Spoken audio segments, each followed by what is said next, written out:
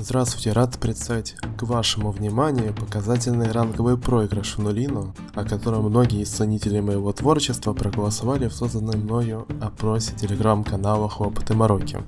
Так чем же примечателен этот матч? В нем получалась легкая победа над Анной, но совокупность ошибок выживших привела к полному поражению. Как? Так давайте разбирать.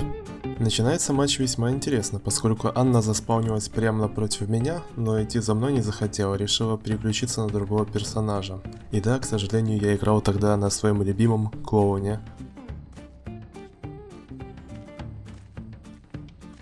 Здесь мы видим очень странное решение Анны переключиться на выжившего, который находится в мейне.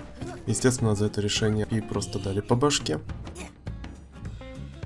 А оказывается, другим выжившим рыжая девочка, и поскольку мы играли в ранге, где работает Arena Selection мод, Анна наверняка знала, что там находится рыжая, поэтому почему-то решила пойти за ней, хотя того же клоуна поймать легче было бы, чем за той же рыжей гоняться.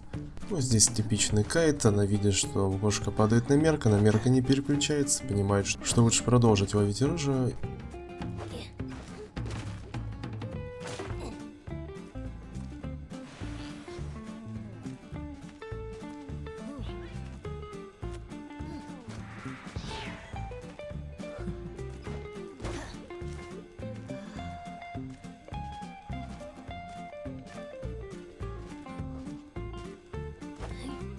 Из-за этого решения Анна снова получает палеткой по башке.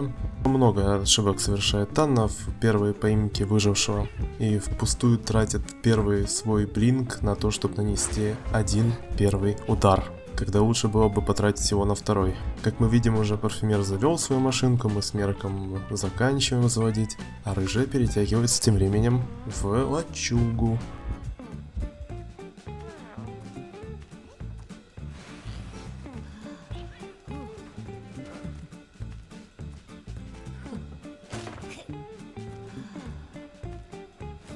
Но здесь уже ничего Анне противопоставить рыжая не смогла, поэтому она падает.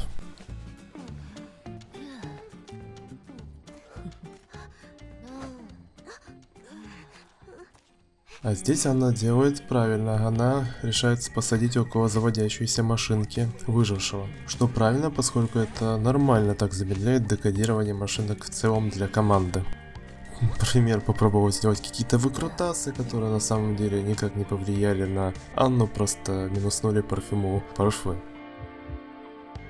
Я завожу здесь, и обратите внимание, здесь же находится у нас подвал. И давайте-ка вспомним, где рыжая девочка кайтила, а она кайтила как раз таки в лачуге, и она наверняка видела то, что там подвала нет. Этот момент нужно запомнить.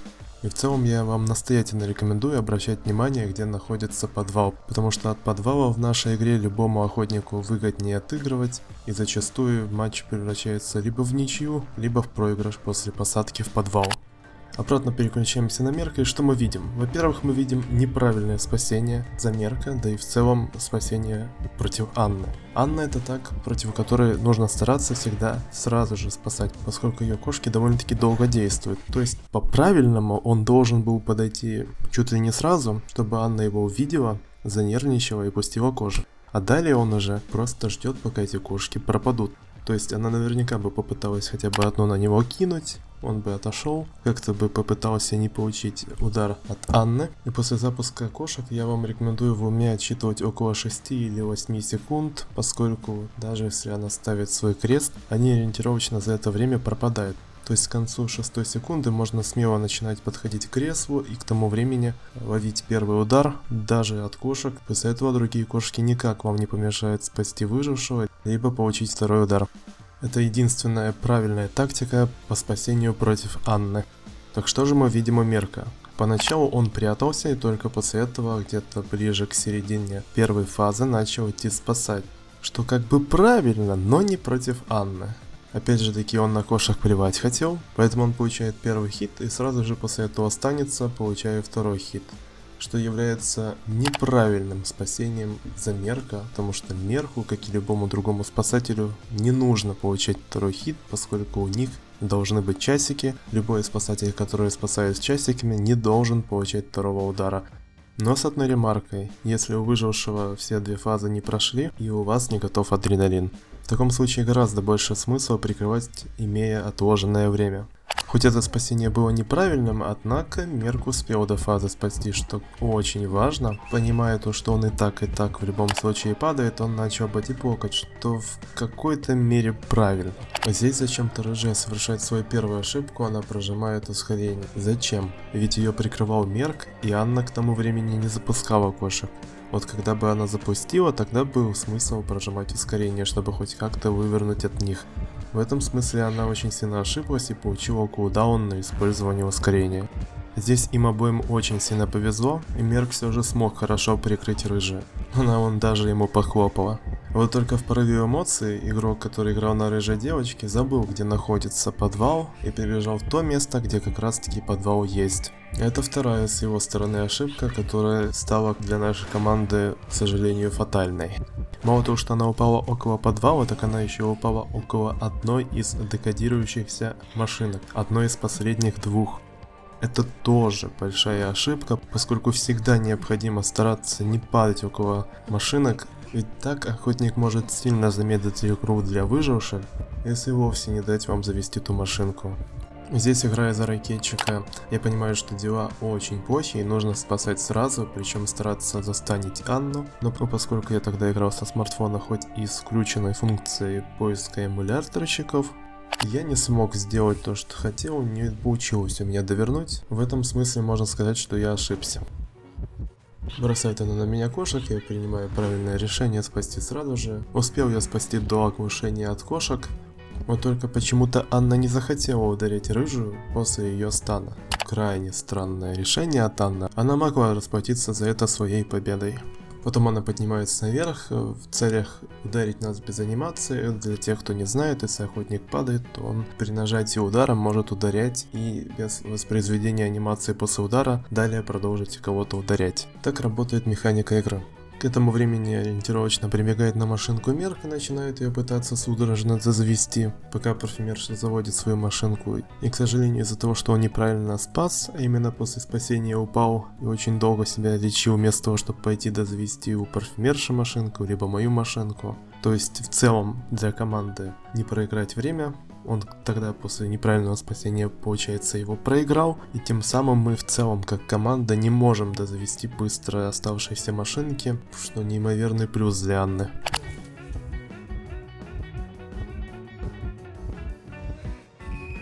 Далее кошатница все же решила одуматься, спустилась, застанила и ударила.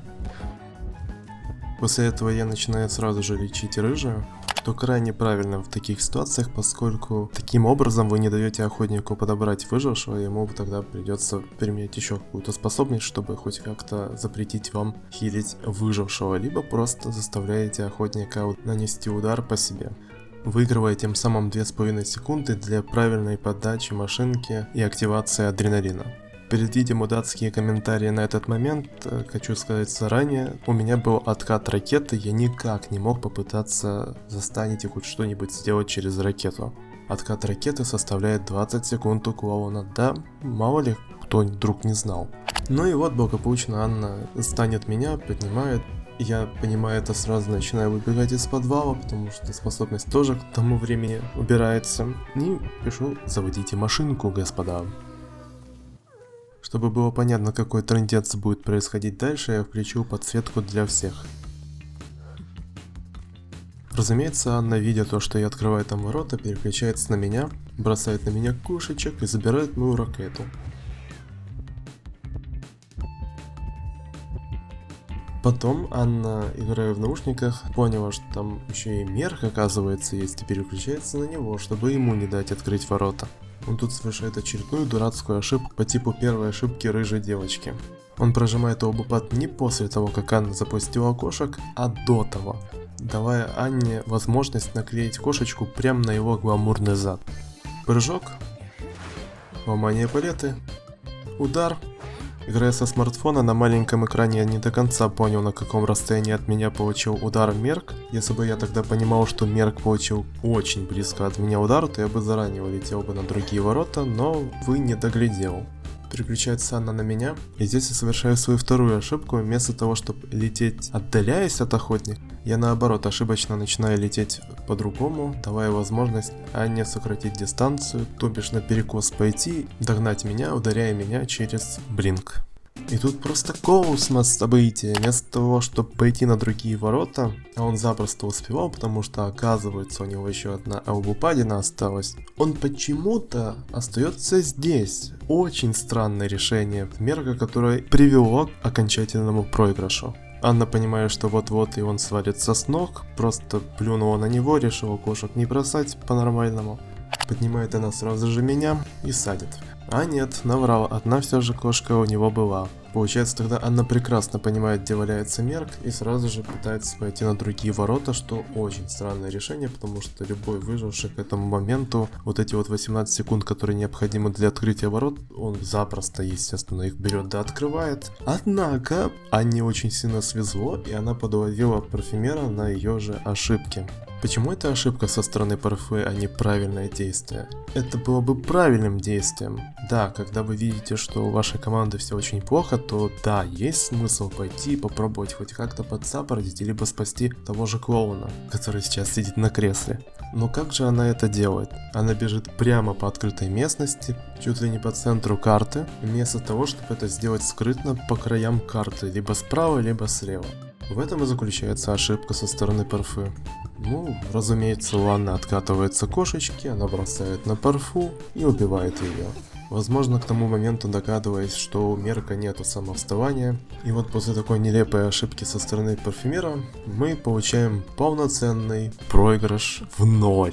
Тогда, когда хотя бы один выживший мог уйти в ворота.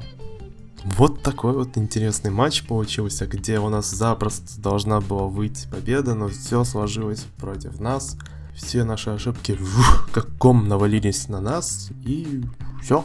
Казалось бы, Анна средний охотник, поэтому ей некомфортно чувствовать себя на хай-ранге, но когда ошибки выживших превалируют ошибки охотника, даже среднему охотнику в нашей игре становится комфортно, и он берет да побеждает. Спасибо за просмотр, надеюсь, вы извлечете мудрость, поведанную мною в этом видеоролике во благо, и после этого хоть немножечко начнете лучше играть и получше понимать игру. У микрофона был я, Марокко. Напоминаю, что все полезные ссылки находятся в описании к этому видео. Удачных вам ранговых сессий и приятной игры!